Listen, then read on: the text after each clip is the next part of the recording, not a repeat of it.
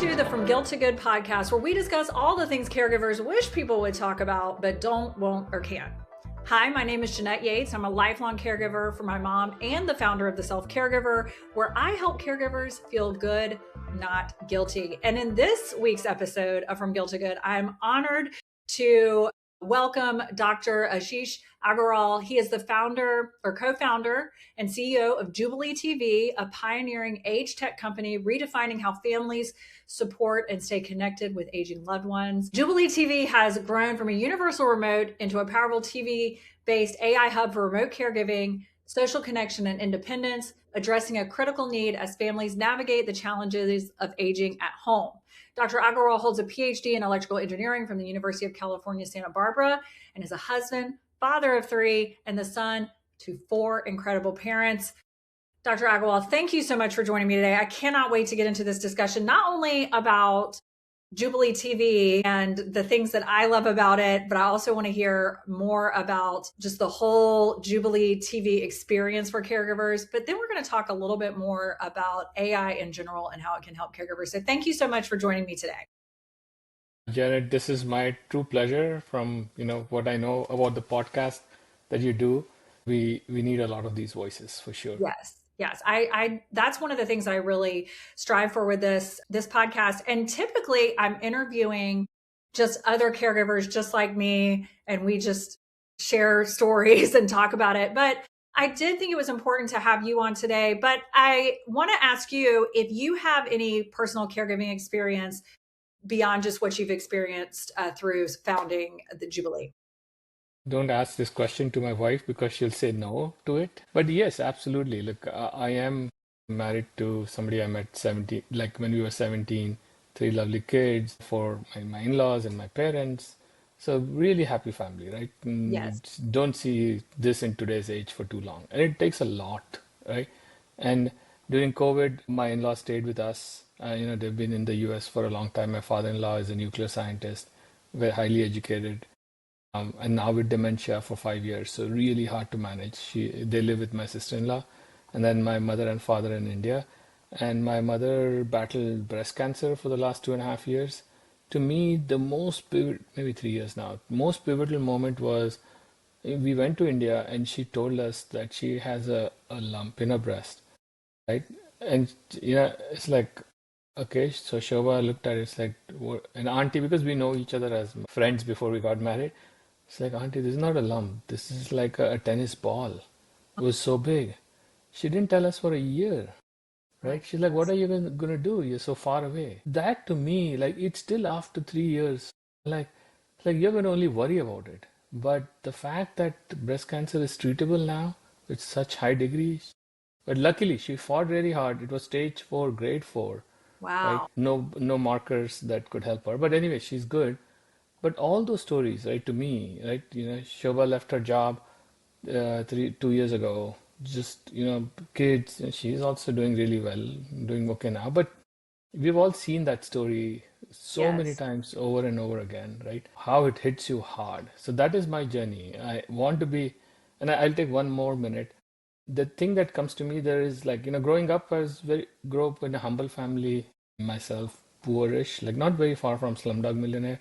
Lots of old folk Indian tales. There is Yes. a very strong tale about a son who carries his father and mother on his shoulder on like a small seesaw kind of trolley and takes them to various different places where they couldn't see. Like, so their last wish was to go through this old tale. Yeah. And that is the epitome of a good son, to take your parents on the shoulders to their Right. last wishes to see, right? It kind Wow. of resonates, right? How can you be in today's world? I'm a tech entrepreneur, so my goal is, can I create technology that will help them, right? So that's how my being has been. Well, thank you for sharing that story and telling us a little bit about your family. I think even, like my caregiving journey is really long, and I was my mom's caregiver for decades before she passed away earlier this year. But whether it's that story or something like what you're talking about, where you have different phases that come in and out. So your, in-laws, and then your mother who's far away, things like that. Everybody has encounters caregiving within their family in some way. So thank you for sharing that. But I don't want to put words in your mouth, but it sounds like to me, the having the distance between you and your parents does kind of play a little bit into the Jubilee story, because that's one of the problems you solve is what happens when the adult children can't be in the same room as their loved ones. So can you tell me a little bit more about what made you want to start Jubilee and kind of the origin story of that? Yeah, actually, it has two phases. When we started our which is 10 years old, I was always not necessarily a caregiver tech, but I was always a consumer tech, right? Worked on the first generation iPod. A lot of my key IPs are in the very first iPod that you ever, so really over 120 pounds. So I always geeked out on what I would Yes. create, right? So the first generation, I was not the CEO. We had a CEO. We drove towards an ad tech platform, whatever it is, right? But 3 years ago, the board asked, could you run the company?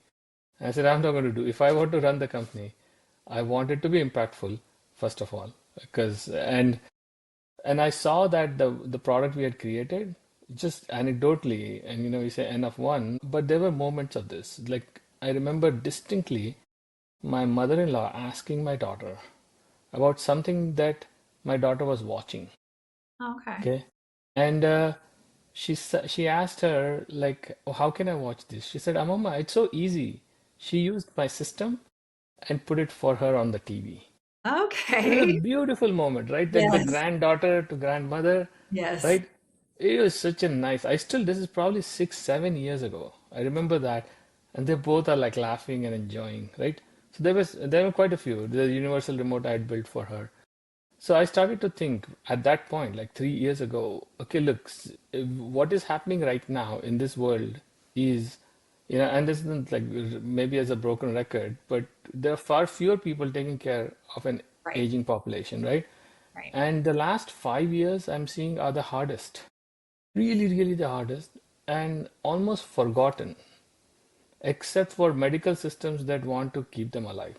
Right. Right? If you really think from a larger space, we're talking TikToks of the world, we're talking about AIs of the world. But that 5 years is the most stressful for caregiving and care receiving, right? So I'm saying they are watching 7 hours of TV, of which stats show 84% seniors watch 6 hours of Fox News. Yes. And then we call about social isolation and depression among seniors. So this is something is broken, like right? So right there. So if you look at some of these points in space today, if we just allowed caregiving through TV, which is what the most universal, the largest, the loudest, the easiest device, and that's why they watch for it for 6, 7 hours today, and that's been forgotten. So we said we have some amazing tech. Let's put this on every TV and convert that into a joy for older adults and really lighten the burden of caregiving for a family member. Yeah. So when I first came across Jubilee TV, I think one of the team reached out to me and told me a little bit about it, and we were talking about it. And then, of course, I started seeing the ads for Jubilee TV on my social media channels, and I immediately loved it because it hits to right what you were talking about, that initial like you hate it when your parents call you and they don't, something's wrong with their TV remote and you have to drive over there and fix it or try to explain it over the phone, and it's frustrating. So this is the problem solver.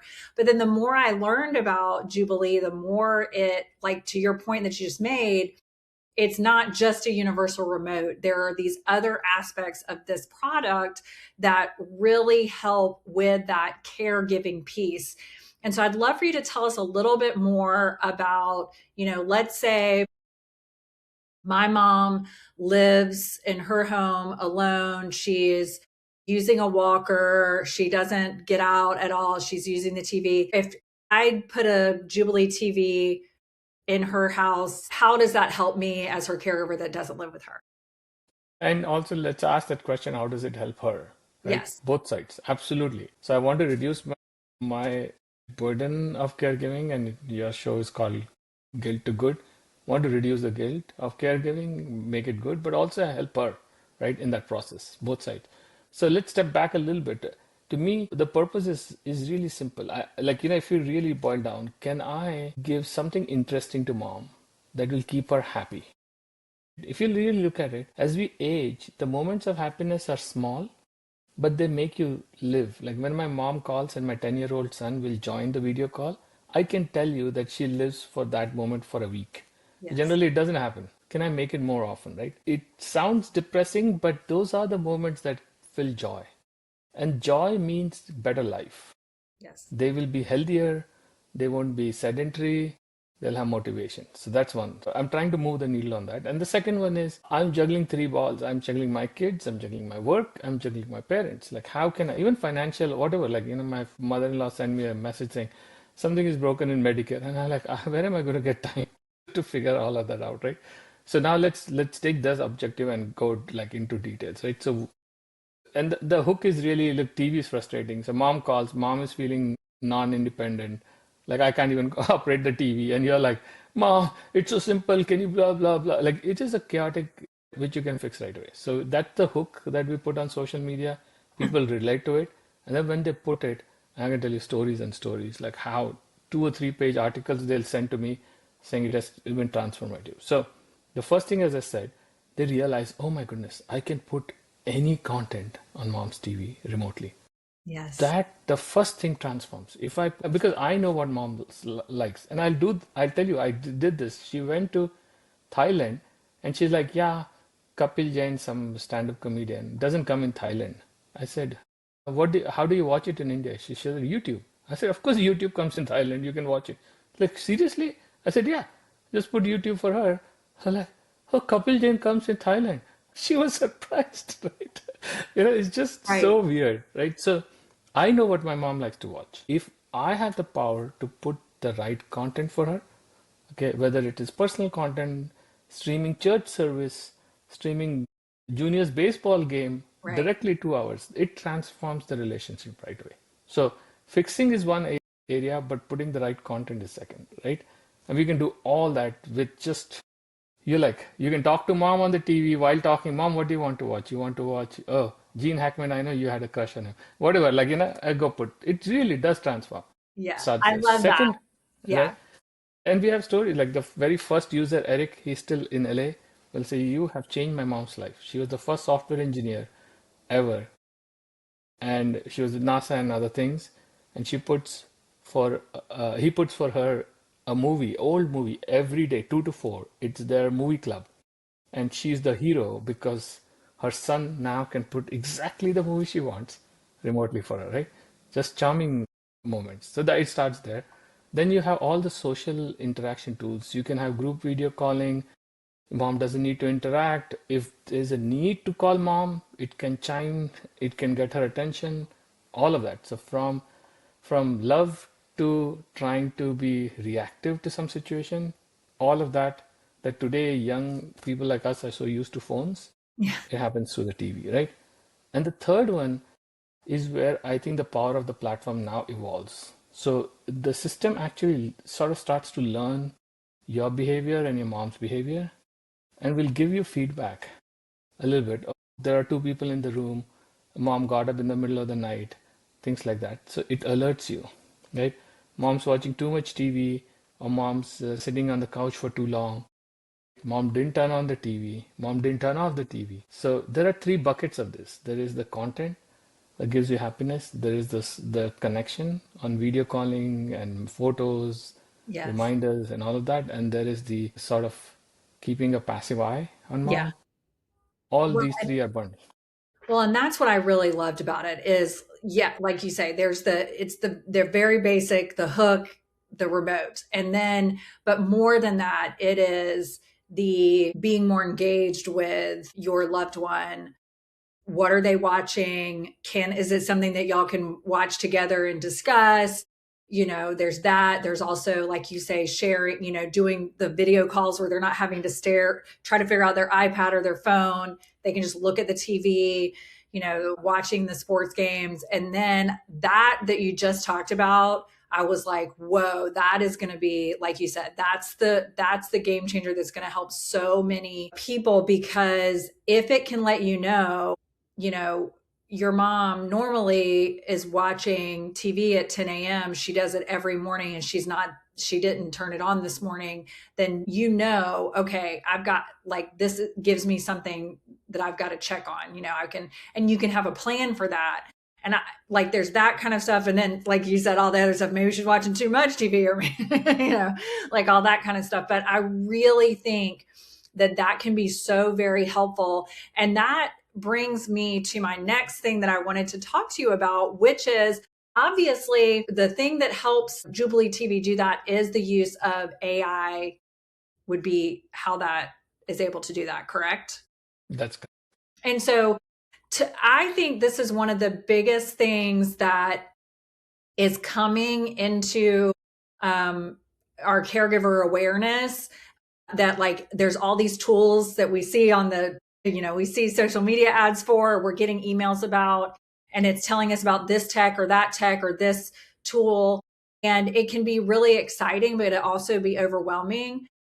That said, I think that AI is going to be a great benefit for caregivers when it's used well and with intention. So I want to talk to you a little bit more about the role you see AI playing in engaging our aging parents, and also perhaps making them happier and healthier. And then also for us as caregivers, how do you see AI playing a role in both of those? Yeah, that's a great question. In fact, like just to establish some amount of credibility, I'll also say my very first publication in '96 was use of AI for music recognition. Like this is, yeah, 30 years ago. So, just technically also like the use of AI and how it has evolved, right? But let's take it a little bit further. To me, and this I'll even expand it. You were, I think, gentle in your statement about people having concerns and all. Even hear people worried, people saying, "Oh, this is going to take empathy away. It's going to take this away. It's going to take that away." Look, when the world changes, a lot Yes. of things will change. And I think the most powerful thing I've seen, if I study history, is challenges always come with solutions, right? And that's why the world hasn't died yet, right? So, and this challenge of aging population and their care is unprecedented in history. Yes, it Just is. just 150 years ago, we were living only till 40 years.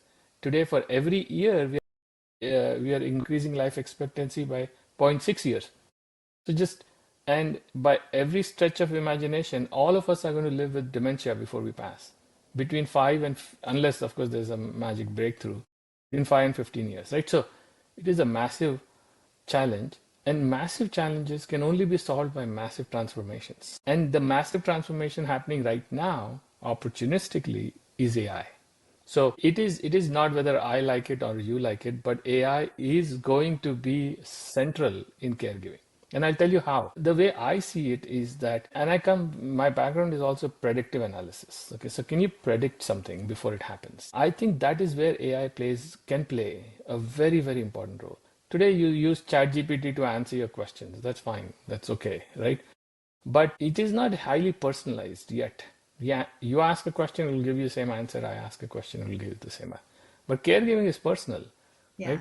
So I think the journey of AI will evolve it to become personal. It will be based on the data it sees from your interactions, right? And your parents' interactions with the system. For example, we could be playing mental games or exercises on the TV, and it could understand you and say, "Oh, look, I think you have a little bit of a memory loss as opposed to visual loss or whatever it is, right?"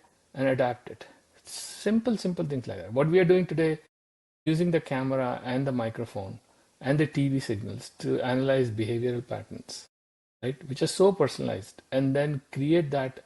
Okay. So my goal is, if I could predict that my mom was going to have cancer before she did, then I would think my journey is done. Now, whether I can achieve that. So imagine that, right? If the system told you that it looks like your mom needs even help, right? Or the risk of fall is high, her gait, her movement habits are gingerly now. She is not feeling well. She seems to, her behavior looks like a little bit more depressive. Maybe you want to call, like whatever, you go through all these challenges. I think that's where AI can play a really, really fascinating role. Like, and I'll give you one other feature that we just released. When you're talking to your mom on the video call, the system can analyze and say there were some moments Okay, and you want to capture those, and it actually stores the last 2 minutes. You hit a button, it captures that memory for you, right? Right. So if there's a good, like my mom was a great storyteller. She Mm, loved telling stories. And I was able to capture a lot of those just because I knew that I wanted to do that. But to your point, if we were talking and she said something really funny or really insightful or shared a memory, I could capture that. I love that. I also was thinking when I'm thinking about, I do want to say, I think you're right. We don't get to really decide whether or not like we want to use AI. Like it's going to be something that is prevalent and is in, and it's already probably like, I feel like a lot of people are like, oh, I don't like AI, but they probably use it and they just don't recognize that that's what it is because it's just still kind of this thing we don't understand yet for a lot of people. So I think there's that, like some like really educating caregivers specifically, about what it is, how it can be used to help them and kind of take away some of that fear of the unknown. But then also I think about, and this is probably already out there, I just don't know it yet, but like I think about how a lot of times the advice or suggestions we get from well-meaning talking heads, it's like, yeah, but that doesn't help me because of my specific situation. Whereas if you had a tool that knew your hmm. loved one's medical, Correct. health, emotional, living demographic situation and mine, then when I ask it a question, or maybe I don't even need to ask it, to your point, it may just I'm getting answers that actually relate to something I can use instead of like, oh great, none of these tips will help me because it doesn't address Yeah, my. yeah, exactly right. Yeah, and I think we did a disservice by calling it AI. Yeah. It's not really artificial, and fundamentally, it is just more computing power, right? Yes. And if you really look at what's happened, Google Maps has so much information. Today, we all use Google Maps. But can Right. you imagine the world's maps, right? Through street names, buildings, all of those are in. Nobody is scared about using Google Maps, right? Right. Right. So our ability to digest information and create a use case has been really powerful. And it just exploded a few years ago when the world realized that they could do 10 times, maybe 100, maybe trillion times more information. That was the turning point for what we today call AI. But fundamentally, it is a system's ability to go through tremendous amount of information and give you the right answer. That's what it is, right? And the minute we personalize it, it will become more powerful. So I would say it is just a simple evolution from what we were doing from .com to Right. social media to now a chatbot answering questions for you, right? So, Well, I remember I started working in like communications and marketing right before, like right as, you know, social media like Facebook and Instagram were becoming the thing that, was that, we needed to start using. And in the space that I worked in, it was like, a lot of people were very hesitant to use it. And part of my job was to help them understand that, of course, there can be negative things that happen, and you can point to that, but it all comes back to the human piece. That how are we going to use it? How are the people that are creating these tools creating them in a way that is helpful. And so I think we look for the good, and we can choose to use something for good or not good. So that is always how I think about it. And I also like and like at the time it was like, technology is, bad. And it's like, well, at one time people thought books were bad, like reading books, because like that was, you weren't talking to the person in the room, you're reading, or like, people, women getting out of house was bad. yeah, yeah, like It's all this okay. kind of stuff. So it's like, okay, well, let's not, we can go back to, the wheel and be like, wait, Yeah. the wheel, this, I'm sure somebody was looking at the wheel going, I don't know if this is a good idea, that kind of It moves too fast. too fast, it's gonna make your head spin. So I think we need to, be, certainly responsible and all of those things, but and ethical. But I think overall it's something that whenever we see a new technology of any kind, and I love having people like you that can help us. Like, I don't have to be the expert, but I can learn, from the experts and use the tools they've helped create for me. So Yeah, but I think we should prepare when something big happens, right? In my small journey, right, of from, like, not that I was born in 50s, but from, if I look back on 50s to now, three or four tech major instances. I think the birth of transistor that created silicon, and then all the created Silicon Valley itself, right? That was a major moment, right? Before that, we used to have like, probably you too young to even know, there's a transistor with lights and stuff like that, right? It kind of became that small. So that one was one. And then a little bit later, the .com, the internet, right? So when the computers got connected together. So simplistically, like, we miniaturized transistors, then we had the computers connected. That kind of gave birth to social media and other things, right? And then this now, where suddenly our ability to handle what I call nonlinear processing, it was all linear processing. But anyway, that singular moment just has happened, right, in many ways. So we need to prepare for it, though. So I think yes, what is really important is education, as you said. I think right at the beginning you said education is important, because otherwise it's fear. Change always brings fear. Am I going to yes, be out of job? Which is very real. I mean, I can ask so many questions and get done. Like, I am putting my whole financial model, I'm putting things into ChatGPT, creating personas, like all of that, right? There were like hundreds of jobs before like this. Now you don't need it, right? There's jobs, there is the risk of getting wrong answers, for right. example, like often, right? So I think the more we get educated rather than afraid, it, Yes. it is going to help us for sure. So what does it do? Why does it do what it does? And labeling it world artificial doesn't help. It's like, oh, somebody from Mars is right. No, that's I think one of the things that it can do for us as caregivers is it can do the things, it can clear the way so that we can be the daughters and the sons that we want to be for our loved ones. And so, like, for me, I wasn't trying to like pawn off my caregiving of my mom to someone else. What I was trying to do is get rid of all of the stuff that other people or tools or something could do so that I could just have those moments with my mom, listen to her stories, share those joyful moments with her while I had her, instead of being so exhausted and stressed out. And she yeah, was exhausted and stressed out and exasperated.